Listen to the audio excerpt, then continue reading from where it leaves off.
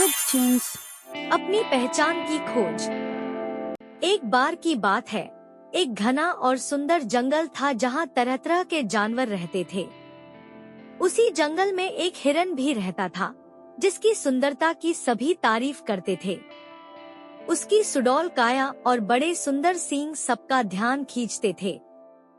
हर रोज वह जंगल में घूमता और अपनी खूबसूरती पर इतराता। एक दिन वह एक साफ और शांत झील के पास गया। प्यासा था, इसलिए पानी पीने के लिए झुक गया।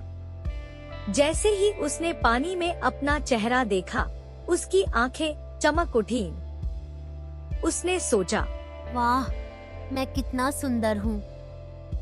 उसका चेहरा, सींग सब कुछ बहुत शानदार दिख रहा था। लेकिन जैसे ही उसकी नजर अपने पतले पतले पैरों पर पड़ी, उसकी खुशी गायब हो गई। उसने दुखी होकर सोचा, मेरे पैर कितने बदसूरत हैं, इतने पतले और कमजोर लगते हैं। अब उसे अपने पैरों से नफरत सी होने लगी। कुछ दिनों बाद एक दिन जब वह जंगल में घूम रहा था, अचानक झाड़ियों के पीछे से एक जोरदार दहाड़ सुनाई दी। यह एक शेर था। शेर ने हिरन को देखा और तुरंत उसका शिकार करने के लिए दौड़ पड़ा। हिरन का दिल तेजी से धड़कने लगा। डर के मारे उसने अपनी पूरी ताकत से दौड़ना शुरू कर दिया। हिरन दौड़ता गया, उसके पतले पैर अब उसे तेजी से आगे बढ़ा रहे थे। वह पेड़ों के बीच से छलांग लगाता, पत्थरों के ऊपर से कूदता, तेजी से भागता जा रहा था। शेर उसका पीछा कर रहा था, लेकिन हिरन इतनी तेजी से दौड़ा कि शेर उसके पीछे ही रह गया। हिरन के वही पतले पैर, जिन्हें वह बदसूरत समझता था, आज उसकी जान बचा रहे थे।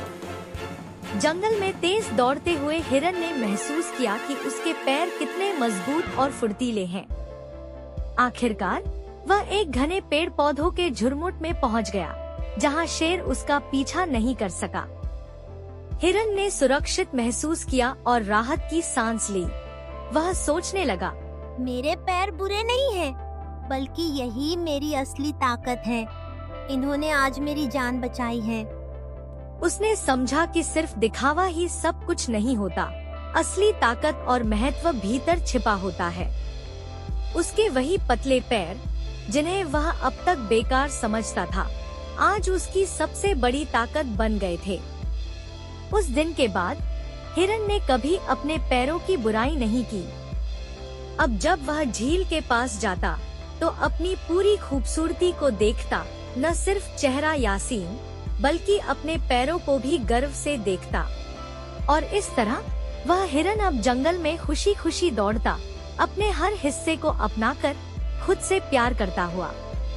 शिक्षा, सच्ची सुंदरता बाहरी रूप में नहीं, बल्कि अपनी आंतरिक ताकतों को समझने और अपनाने में होती है।